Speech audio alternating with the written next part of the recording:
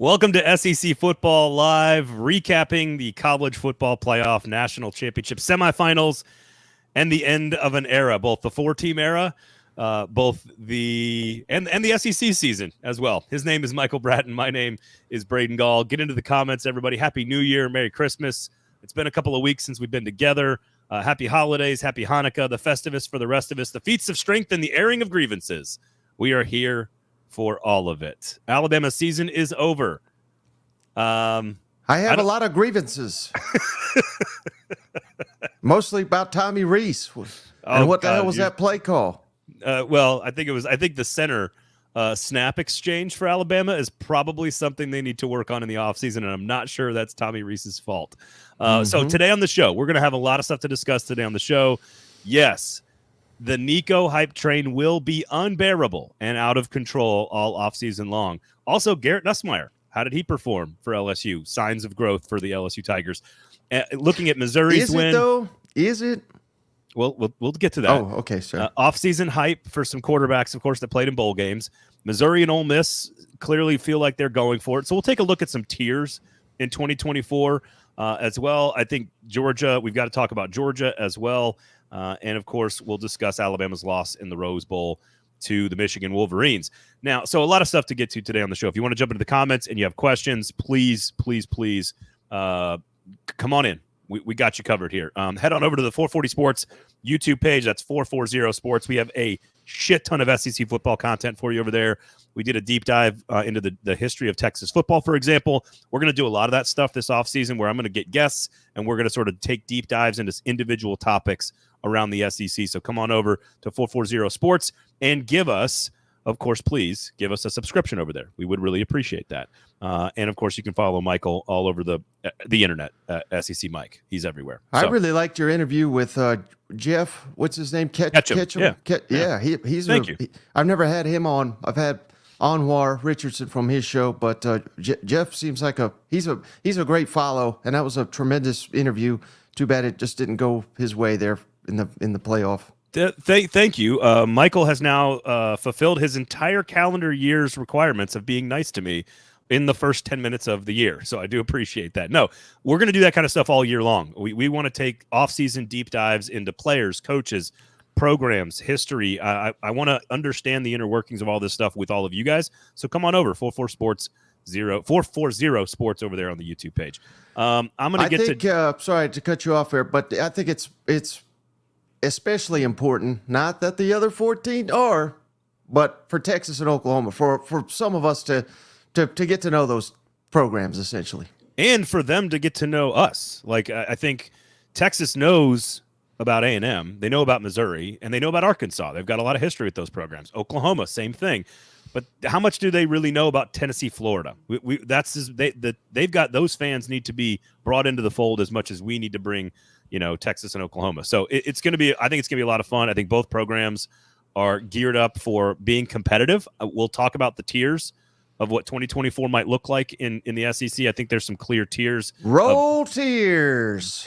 Best teams, second best teams, third best teams, and Vanderbilt, But I want to start with Alabama because I want to get your thoughts on the game because I think Alabama lost. Like Michigan did not play its best game.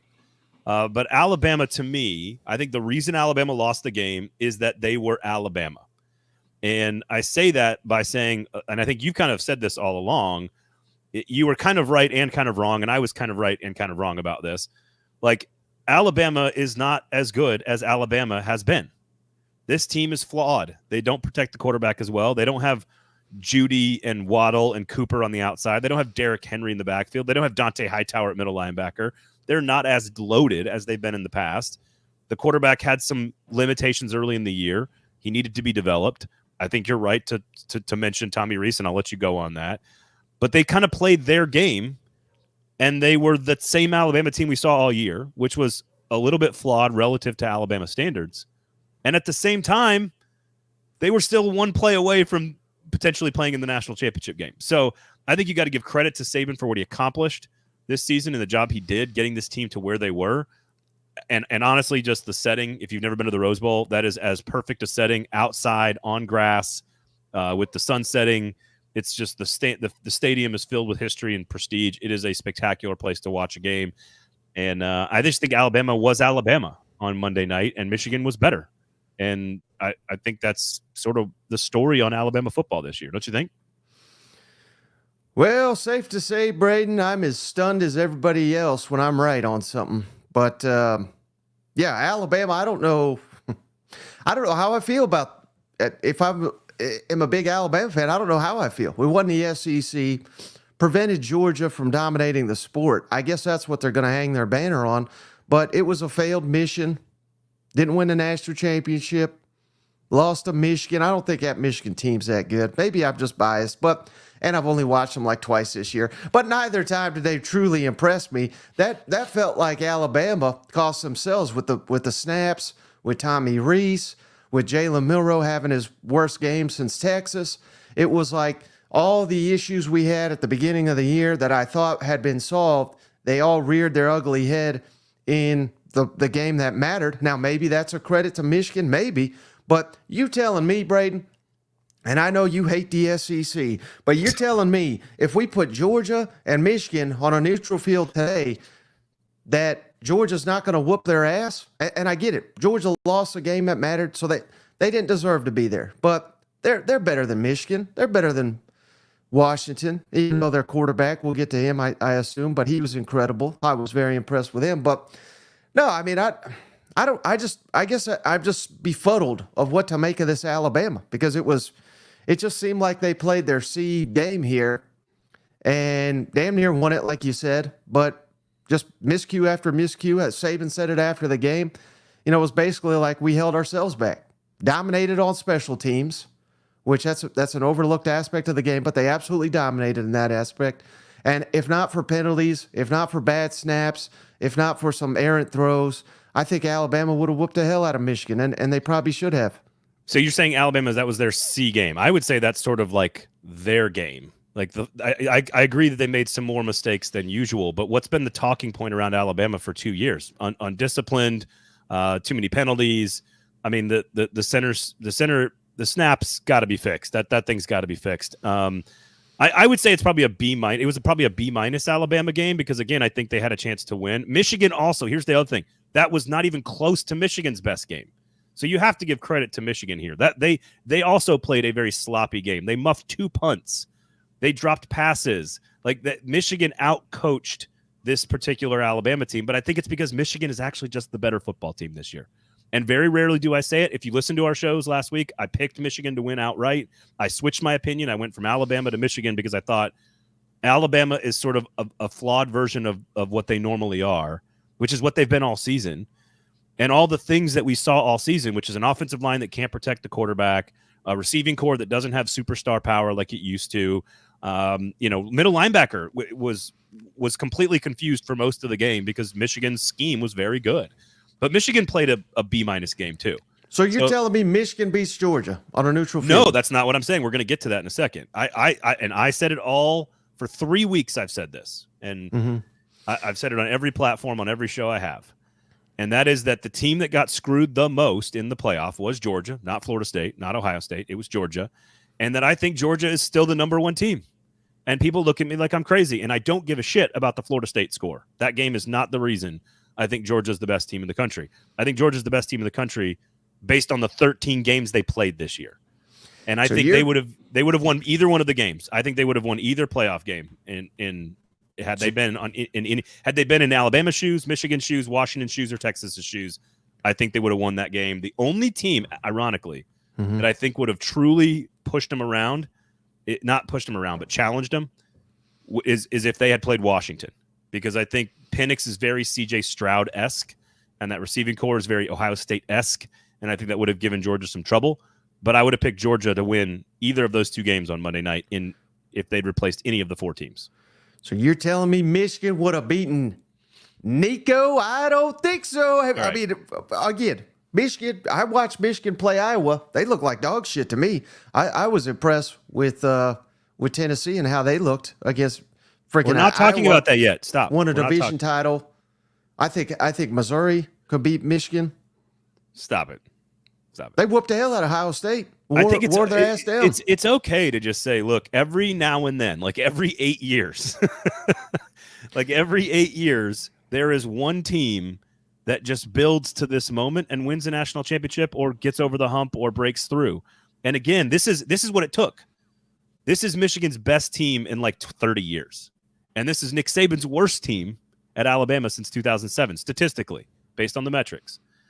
And that's the situation. And it took getting to the playoff 2 years in a row, now 3 years in a row for Michigan, getting beat 2 years in a row in different ways. I think the reason they won that game is their experience and their leadership and the coaching staff. And they won that game because they put their big boy pants on with 5 minutes to go, and they just acted like themselves again. And I think every now and then that happens. Look at SH here. He says, hey, Bama fans, what's it feel like to lose to Michigan? Asking for us Georgia fans. I think that's the true rivalry. I mean, after this defeat, it's just Georgia fans going at it with Alabama and claiming dominance, even though they damn lost a game when they played. But that's fandom right there. It's great. Look, Georgia fans deserve. Georgia fans should be pissed off. To your point, it's okay. It's okay to lose one. It's not okay, but I can accept it because the SEC has dominated the BCS. They've dominated the 14 playoff, and we gave them like 2 out of 10. That I can live with that, I guess is what I'm not fine with it, but I can live with it. That's all it is. And it's happened. It happened when Miami was the most dominant dynasty in college football. Ohio State broke through in 2002. When USC was the most dominant dynasty in college football, Texas broke through in 2005. Well, like when Ohio State broke through in 2014, when Alabama was dominating, Clemson broke through in 2016. Like it happens every now and then where another team puts all these pieces together and they kind of act like an SEC team for once. And then they have to build to that special moment. Like Michigan's going to have to replace everybody next year. Alabama is going to be even better next year. Like you have a true freshman left tackle, a true freshman safety. You got a quarterback coming back. Like they are going to be better than they were next year. And it's going to be great when we go to a 12-team model and Greg Sankey gets his way and half the field is SEC, because this is not going to happen. Because Big Ten, I think, got exposed outside of this one game. It's like a minor league football, in my opinion. Well, don't use bowl results because that's lazy, stupid shit. Don't use bowl results. Well, I don't have anything else to go. Use the regular Big Ten. Use the regular season and say, look, these teams aren't that great. Washington, by the way, playing in the national championship game is a Big Ten team. They have the Big Ten has 2 teams. They didn't beat an SEC, did they? No, but they've got 2 teams in the playoff. They got 2 teams. Yeah, Texas, technically. Oh, yeah. Well, I forgot about them already. But if you're going to count Texas as an SEC. They beat one SEC team. In the 12 team, they're going to have to beat 2 or 3 of them. They beat a former SEC quarterback, Bo Nix, twice. Does that count? They get half credit. Here's ultimately, I think, the point for the 12-team playoff and for Georgia fans. And I think this is the only thing that would get me to, I don't know, take comfort in the situation. Because again, I was the one saying the morning of the playoff rankings that Georgia's the team that should be pissed, not Florida State. All this whining and crying for 3 weeks straight was the wrong team. It was Georgia that belonged in the playoff, not Florida State. Now, I don't know where they could have put them. I don't know where I don't know how you put them in over Alabama or Texas, and that's a different discussion. I don't know how you put them in, but they're the ones that were worthy. And if this was an 18 playoff, it would have fixed itself, or a 12-team playoff. It would have fixed itself because Georgia would have played Ole Miss or something in the first round, like the rankings would have indicated. They would have dominated like they did in Athens in the regular season. Then they would have gone on the road and probably had to play Michigan or Washington.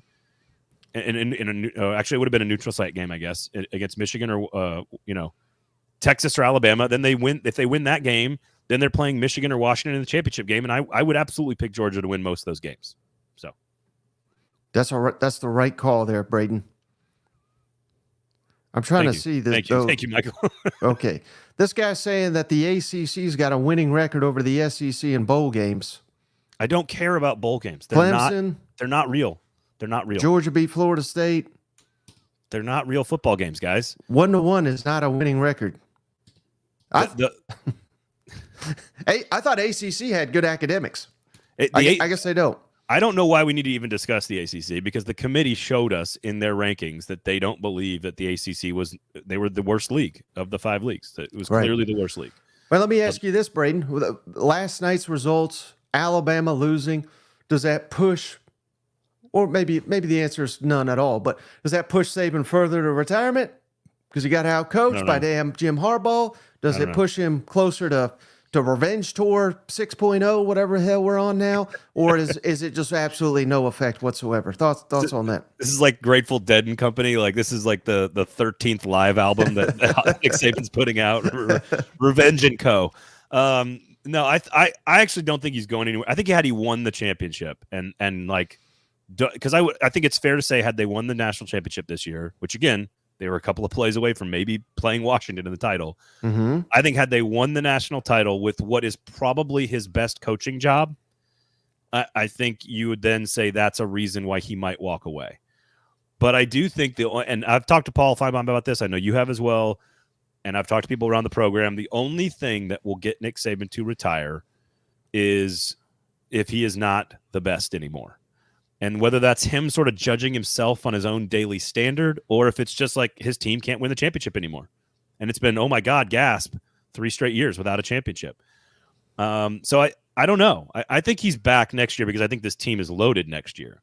I think what this playoff does for me as an SEC fan, and if you want to take the entire season and look at the returning starters and look at Ole Miss going for it and look at Missouri returning a lot, look at the quarterback play from Nico for Tennessee, and Texas A&M hiring Mike Elko, and LSU getting Nussmeier up to speed.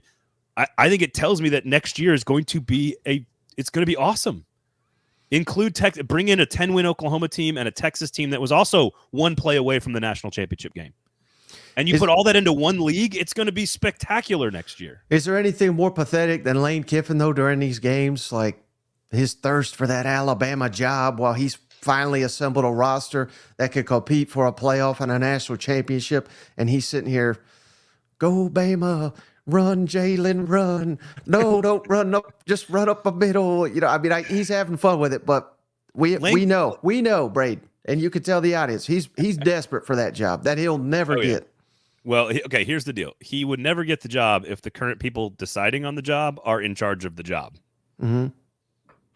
That's all I'm going to say about that. If there's a bunch of changing at the top of the Alabama power structure, if and when Nick Saban does retire, then there could be a chance that Lane Kiffin gets the job.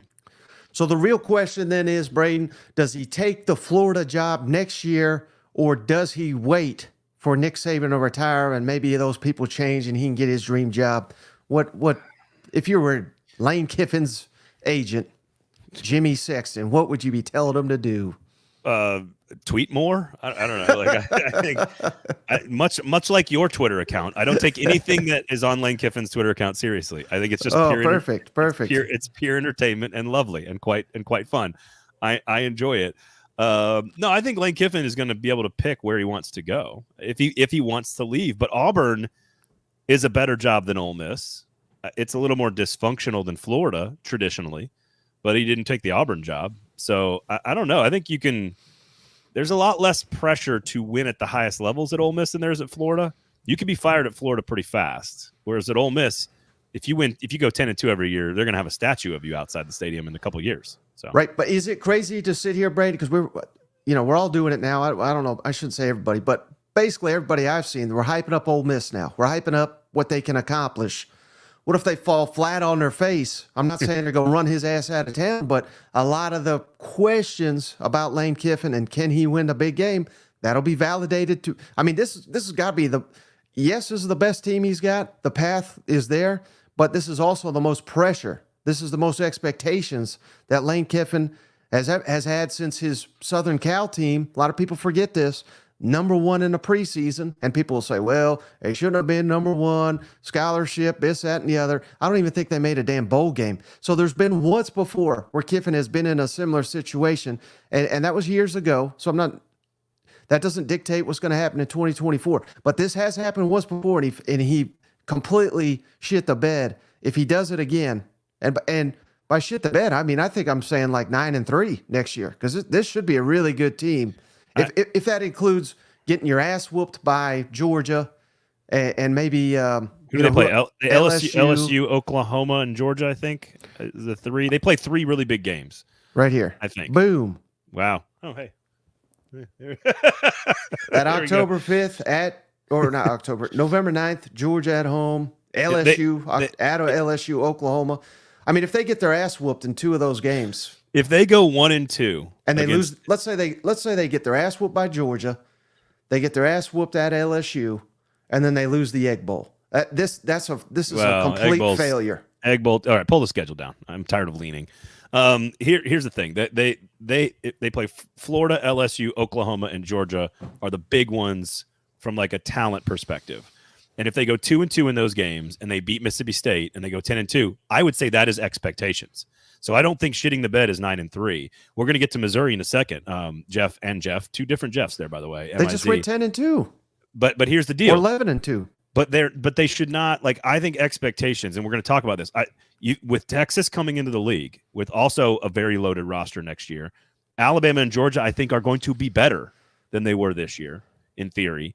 There is no way you can argue that Ole Miss is better than the 4th best team in this conference next year from an expectation standpoint. Oh, I can. And Missouri, same thing for Missouri. I think you lose Schrader, you lose a few other pieces, but still bring a lot back. I think 10-2 is still a reasonable expectation. So 9-3 is not shitting the bed. 9-3 is not meeting expectations. 6-6 for Missouri or Ole Miss would be shitting the bed. 7-5 is taking a dump where you sleep, but not 9-3. Not for Missouri and not for Ole Miss. Not when you now add Texas to the top tier and Oklahoma to that other tier that's in this group of teams that's like LSU, Tennessee, Texas A&M, Oklahoma. Like one of those teams is going to pop up and be really good. And when they do, that puts more pressure on teams like Ole Miss and Missouri to compete at a higher level. So I just don't. If you're talking about tiers, it is Alabama, Georgia, and Texas at the top of this league next year. Coming into the preseason magazines, I mean, Texas could be top 5 preseason next year. So I think Alabama and Georgia could be preseason top 5 next year. You are Jimmy Sexton hyping up these guys. Oh, let's give them a break here. We're going all in on 2024. If we go 8-4, we're a little old Ole Miss. I think Jeff makes a great point. Missouri will be in the conference title game. We have a weak schedule with only Bama being a toss-up game. I think that's the key here is Ole Miss and Missouri's schedule, and this is going to be the new thing that everyone has to adjust to. We don't automatically get the same schedules. We don't get the division schedules anymore. There's teams you're going to miss on your schedule where Missouri and Ole Miss could benefit from that. Teams like Kentucky and South Carolina and Arkansas can benefit from that. The schedules are going to be imbalanced from now on in the SEC, which I think is okay. You just gotta figure it out. And because Ole Miss and Missouri don't have as many huge games, there's a chance that if things come together, they could end up in the conference title game. But if you're asking me to pick who makes it to the conference title game, it's Alabama and Georgia. Right. I do think, though, moving forward, I don't think anyone's going to – maybe that's a step too far. I was going to say no one's going to care. That's not the right – but I don't think Ole Miss fans are sitting here saying, man, can we just make the SEC championship? I mean, I hate to say it. I think that's not irrelevant, but it's close. I think what they're looking at is let's make the playoff. I think that's what everybody's looking at. So I don't care who's in. I would almost not even want to go to Atlanta if I'm Ole Miss. That's just an extra game. Let's just go to the play. So my question to you: But you're not 11-1 though, and getting left out of the championship game. You'd have to be 10-2. If Ole Miss does not make the playoff, it's a failure, in my opinion. I don't think it's a failure, but I agree that that's their goal. I agree that that's the bar that they're setting for themselves. And my argument would be, I don't think that they have the depth 1-85 that teams like Bama and Georgia and I think Michigan, Ohio State, when USC is recruiting at the highest level. I mean, Texas is recruiting at a top 10 level. Texas's roster is going to be better than everybody else minus Georgia and Alabama in the SEC next year.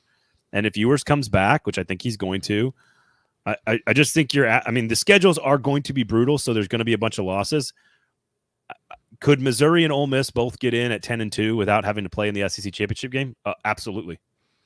But I don't think 9-3 is shitting the. So if you're asking me about Kiffin's future, it's like he would have to go 6-6 for them to even have a conversation about him.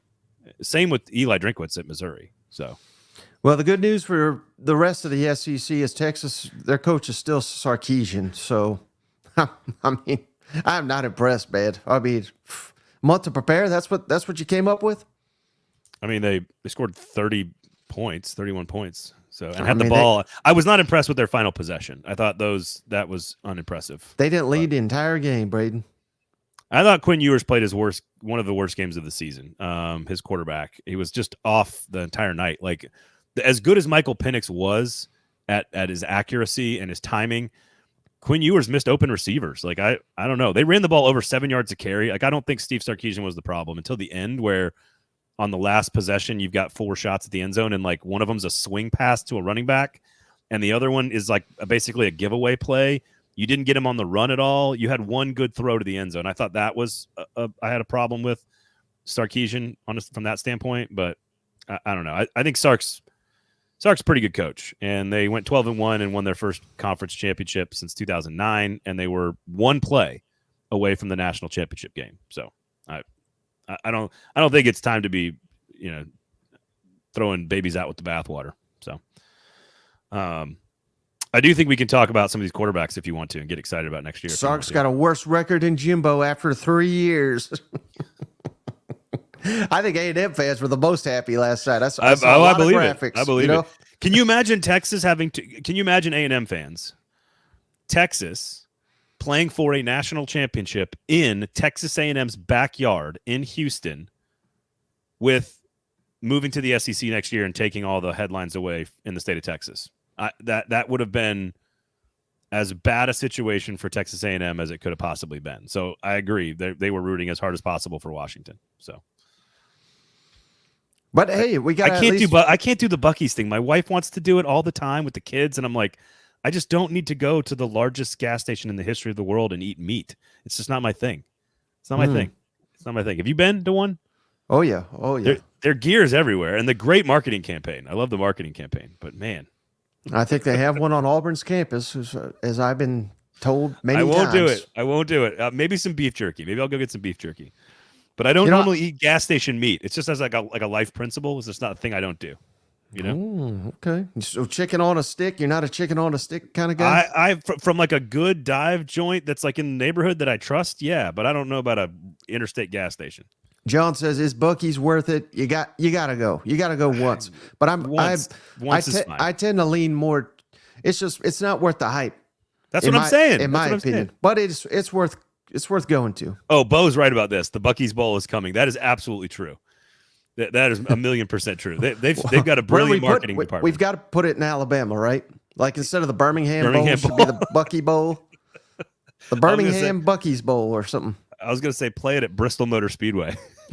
Yeah. I'd go up there in East Tennessee. Okay, so quarterbacks. I want to get Garrett Nussmeier out of the way so he can spend some time on Nico. I do think Garrett Nussmeier getting all the reps, and we didn't have a chance to talk about this because we weren't on the air last week. But Garrett Nussmeier getting all the reps with the ones. I think having to play against an okay, solid, well-coached Wisconsin defense. Nothing special, but okay. No, you have not missed the Tennessee discussion, Michael. We're coming back to that in just a second. I want to get LSU out of the way because I think LSU, because they are losing so much next year.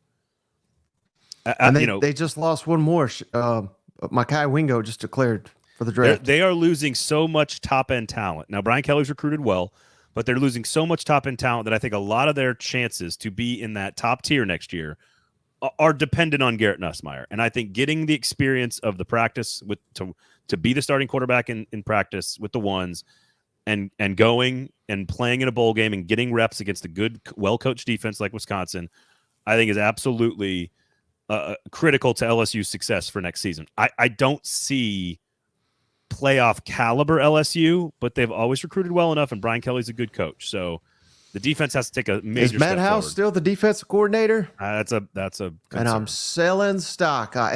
And credit, I don't know if you follow this guy or not, Braden, but he does a hell of a job for his own publication. It's called Read and Reaction. His name's Will Miles. He covers Florida Gators. And he wrote an article in it talking about LSU. It was pretty interesting. But basically, he compared it to that last great Florida team under Dan Mullen that was all offense. Defense was god-awful. And then much of that offense the following season went on to the NFL. So you're kind of in college football, it is what it is. You're kind of reliant to where, and he paralleled it to this LSU team. LSU's defense is going to have to take a big step up next year because naturally you're just as good. Garrett Nussmeier could be the best quarterback in the SEC next year, and I don't think he will be, but he could be the best quarterback in the SEC. He's probably still not going to be as impactful as Jayden Daniels. So they need that defense to take a big step forward. That didn't happen, obviously, under Dan Mullen, and the whole thing came crumbling down. So that's not to say LSU is going to be awful and they're going to fire Brian Kelly, but I don't know. I'm kind of out on them, Braden, because they'll need a massive jump there.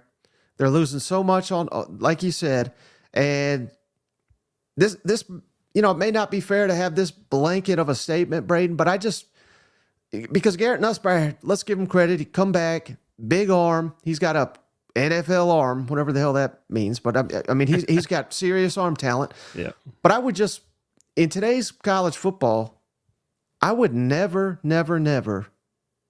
even if I had damn Peyton Manning, I would not have a quarterback that can't run the ball because you're essentially playing 10 on 11 every time you take the field.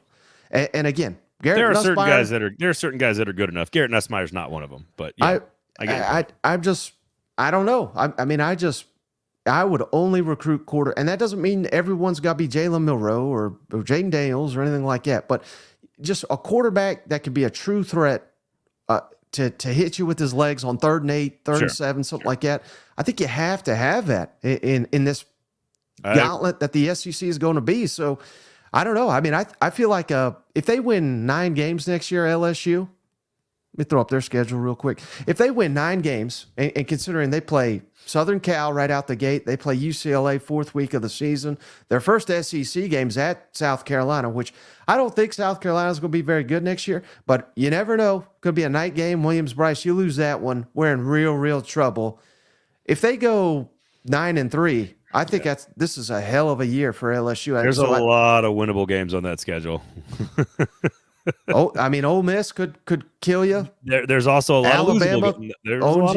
There's a lot of losable games on that schedule as well. Here's what I'd say about LSU. I would not have them, and we can discuss tiers to some degree, but I think the top 3 teams from an expectation standpoint are the same as this year, which is Texas, Georgia, and Alabama. I think the next big group of teams includes Ole Miss, Missouri, LSU, Oklahoma, Tennessee, and Texas A&M. And 2 or 3 of those teams are going to go to the bottom of that group and be not as good. And 2 or 3 of those teams are going to move to the top of that group and excel. My gut feeling right now is Ole Miss and Missouri have that opportunity, and that LSU and A&M are going to be at the bottom of that tier. That's we haven't looked at depth charts. We don't know what the rosters are going to look like. We don't know what the transfer portal is going to do after spring practice. Like, we've got a long way to go before we put our magazine together at Athlon Sports and actually do the rankings. But I agree.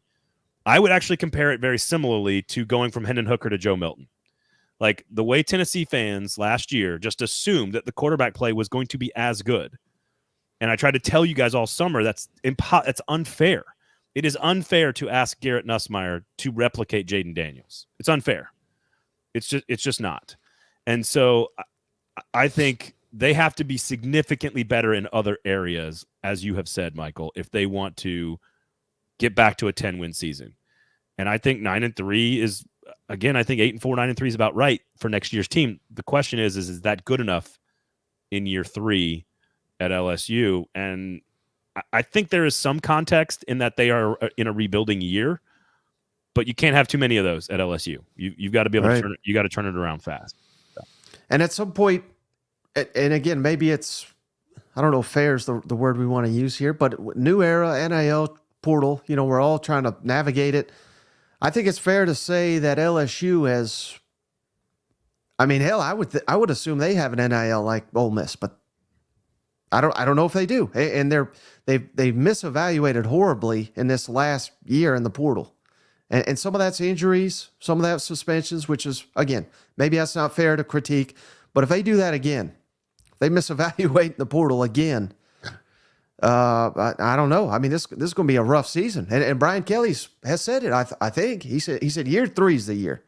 I think he said that at media days. Don't put this we ain't championship caliber. That's when I was like, oh God, I'm gonna look like an idiot. And I was the first week of the season, but had they had a competent defense, and I'm not even saying elite, if they had Tennessee's defense this year, they would have been in the playoff, I think.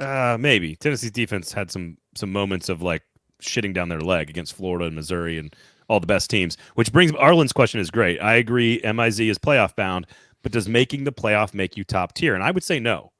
I would say it does not. And we've had this argument. We've already had this argument too many times on the show because I think the difference between going 10-2 and making the playoff and being capable of winning 3 games in the playoff against elite competition every week, I think is a very different gap. I think those are 2 different types of teams, in my opinion. So does that mean that Missouri and Ole Miss can't win a game? I think they absolutely can. I don't want to get back into that dead horse that we've beaten like on our last 3 shows. Let's talk about Nico. Iamaleava, the quarterback. Wait, before you say that, you said Tennessee defense sucks. No, they had their moments where they shit down second lowest points per game in the last 15 years. That's pretty solid. They were stout against the run. I said they had their moments where they shit down their leg against Florida and Missouri and Georgia and Alabama. And this is the price you pay with having Josh Heupel as your coach, and I think you just got to live with it. And particularly when you have an ineffective offense at times, you're never going to have an elite defense. You're going to shit your leg, as you say. Well, they couldn't move the ball against Georgia. They had one play, and then they did nothing. So is the defense just supposed to contain them for 4 quarters? I mean, that's not realistic. So, okay, you're making a good point. And I think watching the Washington-Texas game last night, I think should also defense is not gone out of college football, but it is just not the way you win anymore. So I agree with you that defense has been devalued across the board. I think that is a valid and smart point. You have to have a great offense to win in college football. But like even Washington last night, timely stops when they needed to. They bent, they never broke. And so you still have to have some of those moments in a game. And ultimately, I think you can win with all offense. With let's say Ole Miss and Missouri next year are just all offense because of, Burden and Cook and Dart and Judkins and all these guys. I still think that can win you a game in the playoff. I don't think it can win you 3 in the playoff. I think you have to still have great players on the other side. Now, the reason I would be excited if I'm Tennessee is not just about Nico. I think Nico, we can discuss how calm he looks, how poised he looks, how different it is to be the number 1 guy in practice for a month and then know that you are the number 1 starting quarterback going into a game. And he looks calm and poised and fluid beyond his years and is got the potential to live up to the hype. I think all of that is valid. I think the arm's there, the sort of the composure's there, the athleticism's there. He needs to put on about 20 pounds worth of Bucky's pork chops and he'll be good to go next season. But I think the reason Tennessee can compete at a higher level is less about Nico and more about the rest of the roster continuing to get better under Josh Heupel's development. That is the key. The defense has to stay as good as it was and get deeper, especially in the secondary. The offensive line, the receiving core, you got to continue to build around this guy. And if you can continue to build around him, you can point to all right, let's say 9 wins next season. And then the next year you're going, all right, playoff. And if Nico's so good that he lives up to the Peyton Manning level of hype that he is going to get this offseason in our state, then all bets are off. You could be playoff bound next year. And you know me, I'm not prone to hyperbole on Tennessee quarterbacks. So yeah, you sure do hate them. I'm not. You hate them, but why can't it be both, Braden? Why can't it be both? Why can't it be this better roster, better defense, potentially elite quarterback? It would help if they have some receivers that could get some separation. I didn't see that this year, but yeah, I mean, why not? They're bringing back damn near everybody in the line of scrimmage. I think arrow pointing way up for Tennessee. I agree, and they completely agree. Before you even say it, they don't got Georgia's roster. They don't got Bama's roster. They can't win anything of significance. But you can close that gap just like Mr. Michael Penix, if you are elite at quarterback. And again, I agree. Nico just scored 4 touchdowns in his first start against an allegedly elite defense. They looked okay. They didn't have their 2 best players on defense, but yes, I agree. It doesn't matter. He looked great. So, yeah, toasted their ass. So I can't wait to see what he does in the SEC with a full, off season and everything that goes with that. And again, he's just going to get better, I think. So he is far from a finished product. Oh yeah. So yeah, I mean, why not? I think Tennessee has got massive potential. If you are sitting here, if any human is making the case for Missouri and for Ole Miss to be quote unquote playoff contenders, then I think you have to include Oklahoma, Tennessee, and LSU as well. And of those 3, Oklahoma, Tennessee, and LSU, I would lean towards Tennessee. Now, Oklahoma has Jackson Arnold, their 5-star true freshman that's going to be the guy next year. He got his entire reps during the bowl game, and that's a whole deal. Same thing with Garrett Nussmeier. Part of the reason I like those 3 teams to be the teams that can challenge, in theory, is that they've all recruited very well, and they all have young quarterbacks taking over that could develop into a star. I think Nico's the most talented of the group, and I think his offense is the most effective of the group, and I think the defense could be better than the other 2, Oklahoma and LSU. So I lean Tennessee in that group. A&M is a wild card because Mike Elko has a lot of talent, but I think they're at the bottom of that list. But if you told me Ole Miss, Missouri, and Tennessee are the 3 teams challenging the Alabama, Georgia, Texas thing at the top, I absolutely agree. I mean, if I'm putting the magazine together right now, it would probably be Georgia 1, Alabama 2, Texas 3, and then it would be Ole Miss, Missouri, Tennessee in some order, and then Oklahoma, LSU, A&M on the next tier. That's probably how I would do it. Yeah, shout out Michael Palmer. As he said here, I've seen this multiple people, so it's not just me saying it, Braden, but they're saying James Pierce, the top pass rusher prospect, not in the upcoming draft because that wouldn't help Tennessee, but in the following one. Right. So again, I don't know if that's accurate, but I've seen multiple credible people.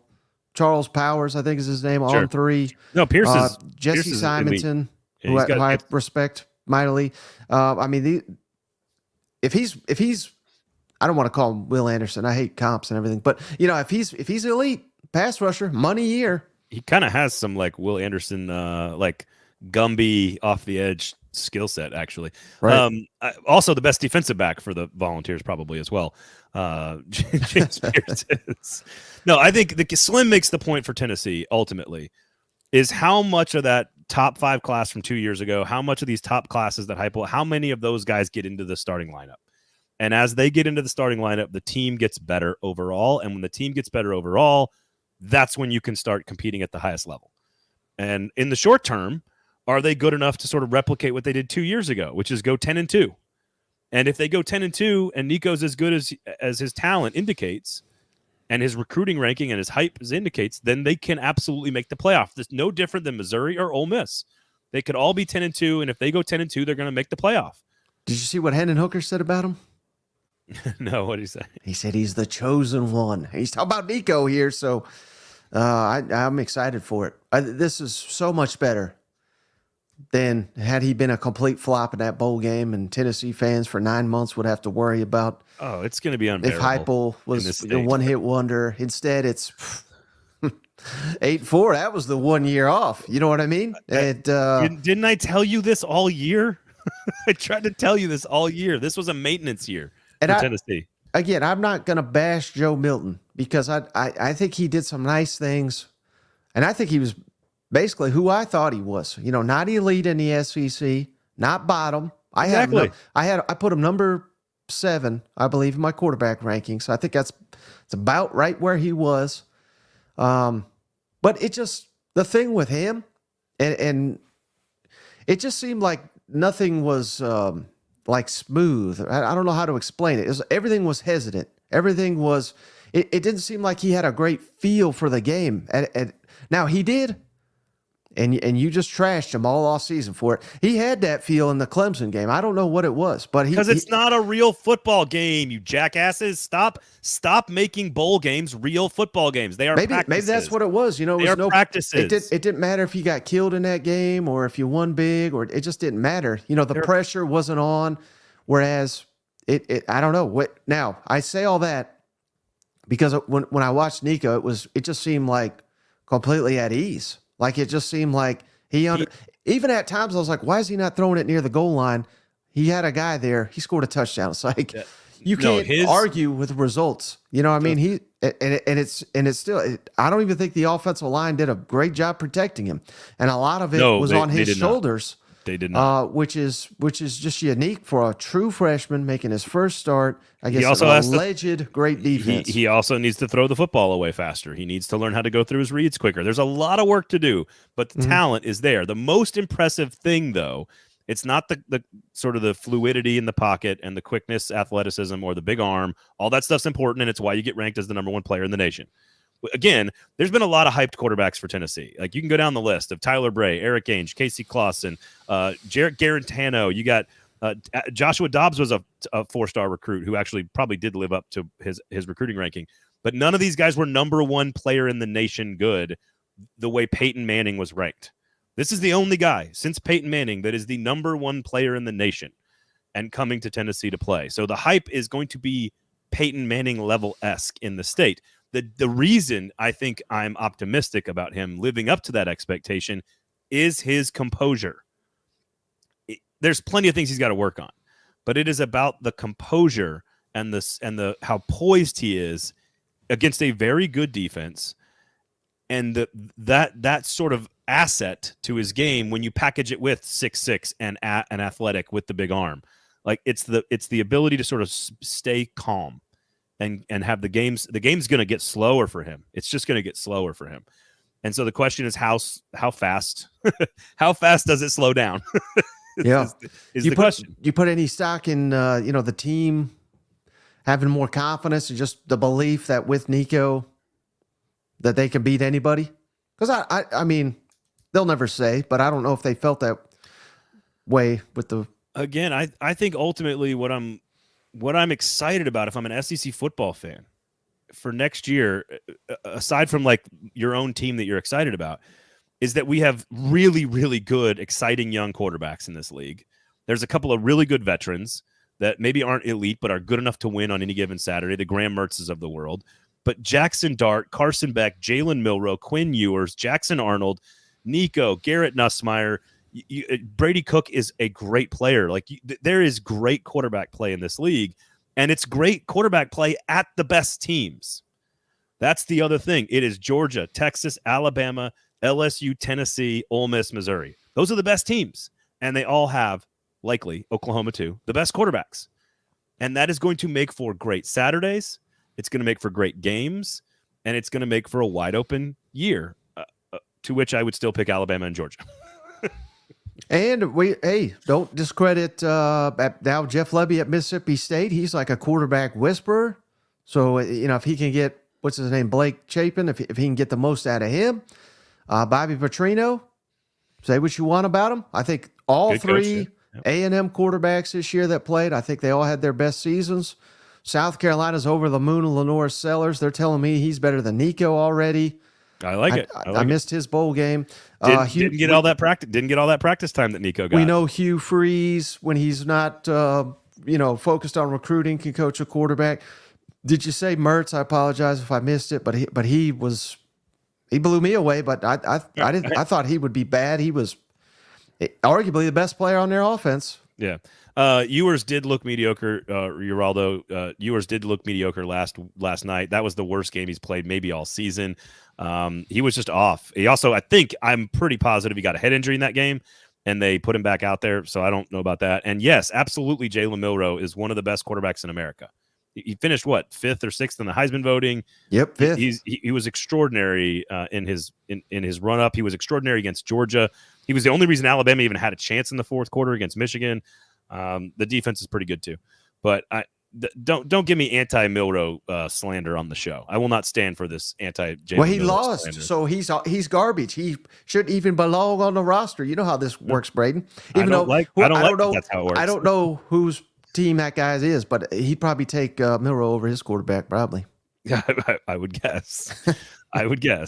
So either way, I think ultimately, like Alabama losing, I think is, first of all, they're going to be loaded next year. Georgia did sort of what I expected to do against Florida State. Congratulations to Cody Schrader on a great career at Missouri. Just the embodiment of everything that is great about this sport is Cody Schrader. And the way that they beat Ohio State was to just lean on him in the fourth quarter of, again, a game that's not that important, but it means a whole lot to him.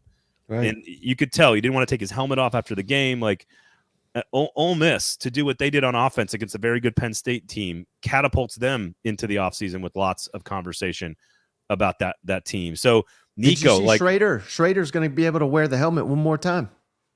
Oh, at Senior Bowl? Senior Bowl. He got the invite. We're going to be down there, by the way, at 440 Sports. We're going to have a whole crew down there covering it live from Mobile. 440 Sports YouTube page. Go over there. We're going to have all kinds of coverage for you from down at Mobile. So we will be down there. So make sure you come thanks for the invite. I'm not going.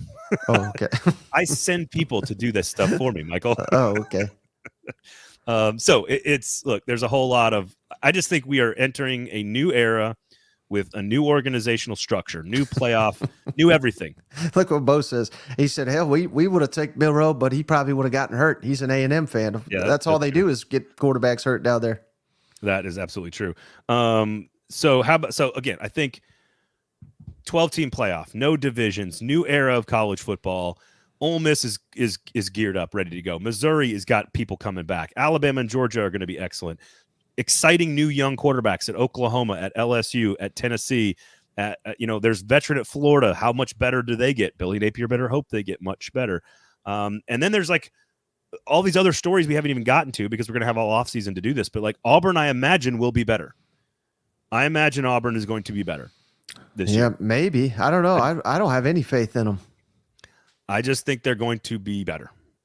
They will take a step forward. I don't care about the bowl games. I don't care. It's not even the bowl game. How about getting your ass kicked by, New Mexico State? That was bad. And I imagine they'll be better than that. So I don't know. Arkansas is a major question. I don't know what to make of them. I don't know what to make of Mississippi State. I don't know what to make of South Carolina. I think Kentucky is going to be competitive every single Saturday. I don't know what their upside is this year. But they have a chance to also be pretty solid. So there's a whole lot of really interesting, good, high-quality football that could take up half the playoff next year. Wait, how about this comment? So this is the guy that says Milroe sucks. He says Carson Beck is better. He says, hell, Gunnar Stockton is better. I mean, if I was Georgia, I would not trade Carson Beck for Jalen Milroe. But if I was Alabama, I would not trade Jalen Milroe for Carson Beck. Who played better in the SEC championship? You remember that? Was not that long ago. Yeah, Braden? I believe it was the guy that won the game in the fourth quarter. So. Carson Beck, 0 touchdowns.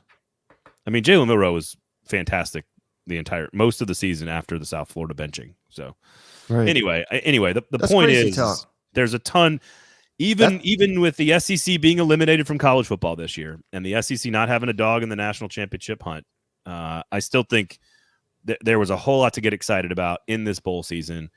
And look, again, so many great quarterbacks mixed with good teams, mixed with a new schedule, mixed with 2 new teams, mixed with a new playoff.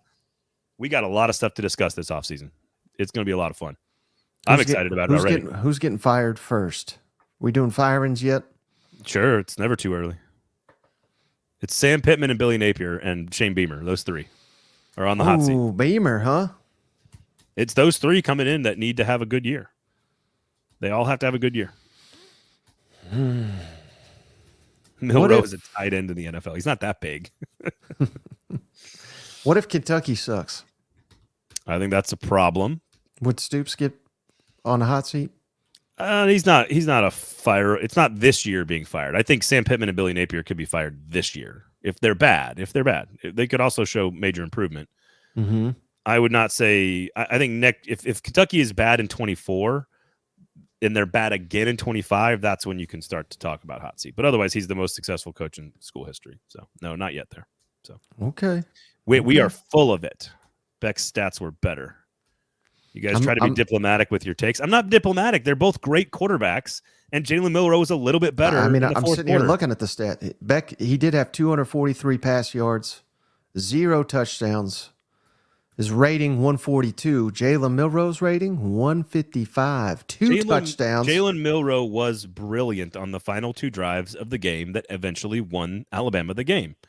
And Carson Beck was also pretty good, leading a comeback for most of the second half.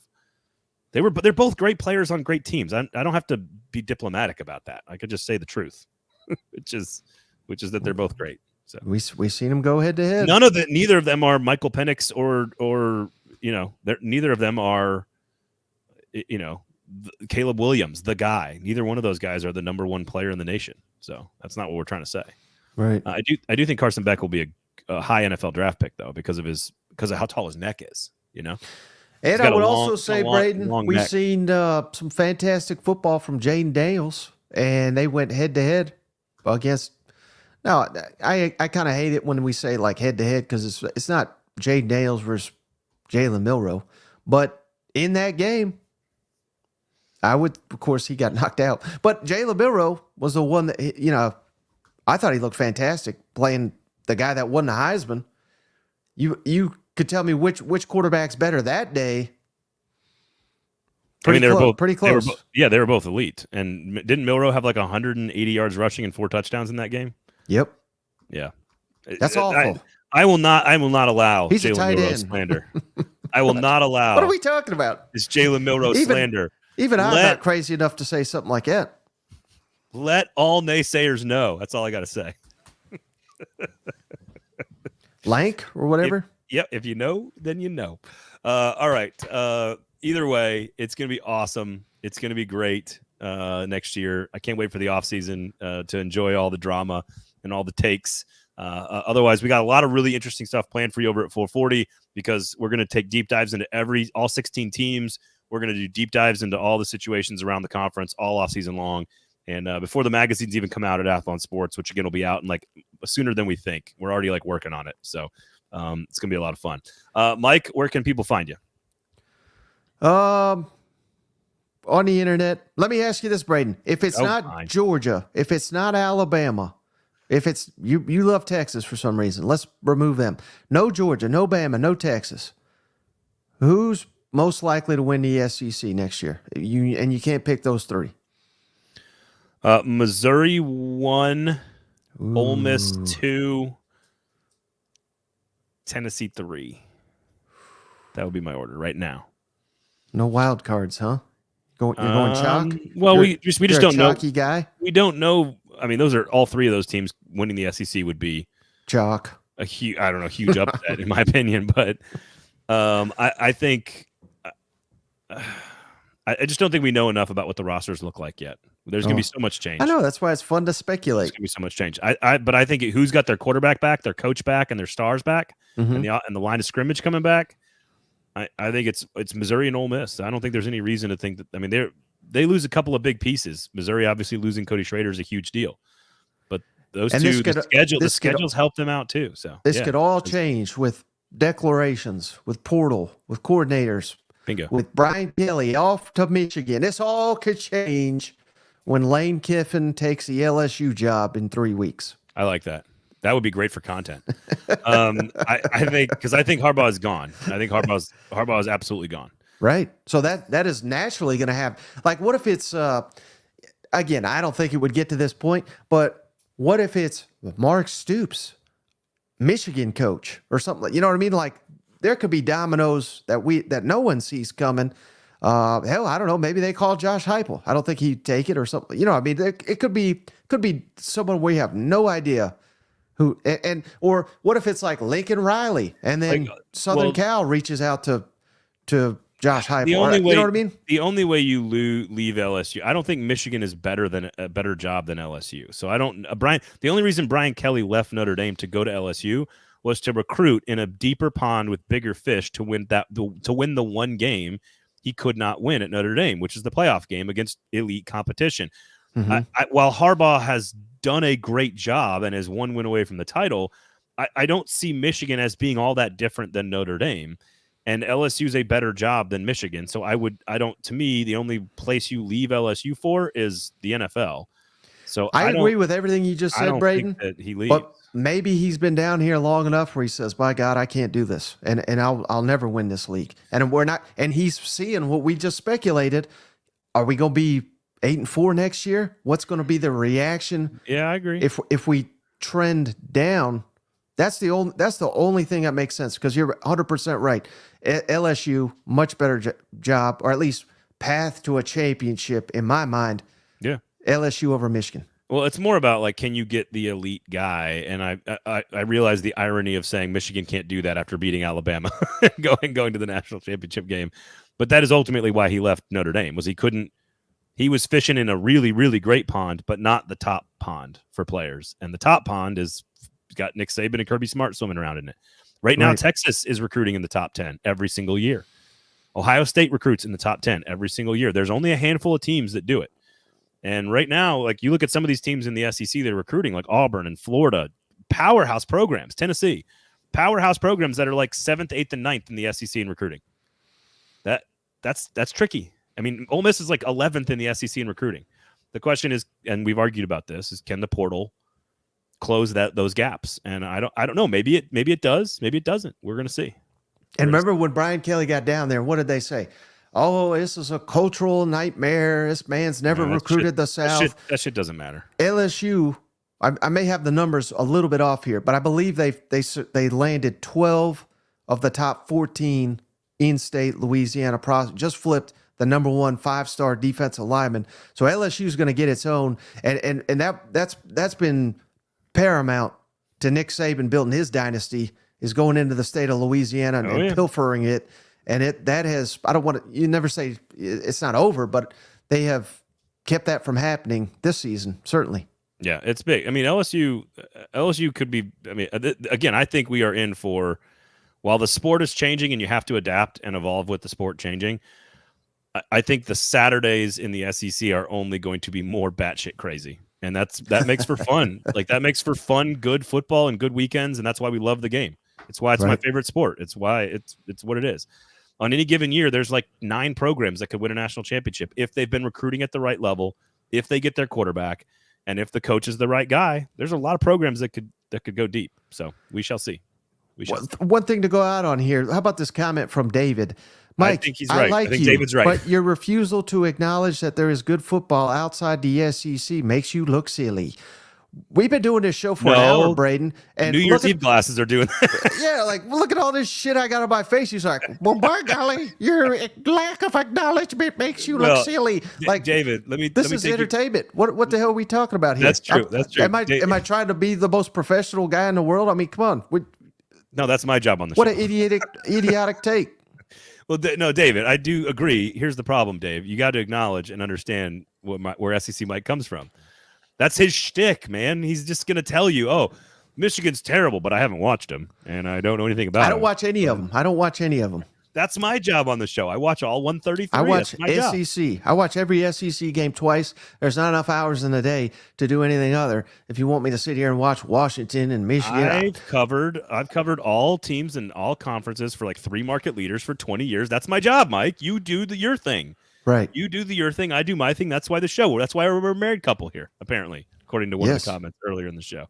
This is an SEC show, damn it. That's right. We talk about all SEC. Doesn't mean we can't have some perspective about what else is going on, like how desperately Florida State wants to be in our conference.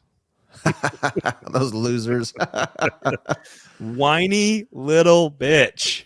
That's what they are. Florida State has been nothing but a bunch of whiny little broads. It's ridiculous. All right. Thank you guys for listening. Thank you guys for hanging out. 440 Sports for lots of SEC content this offseason. We're going to be here every Tuesday live at 1 o'clock Eastern time, noon Central Standard God's time, every single Tuesday. SEC Mike and myself hanging out. So check us out. We do appreciate it. Share the show. Tell somebody about it. And, of course, Happy New Year to everybody. So yeah, Happy New Year. Thanks for listening. Thanks for hanging out. We will talk to you guys next week.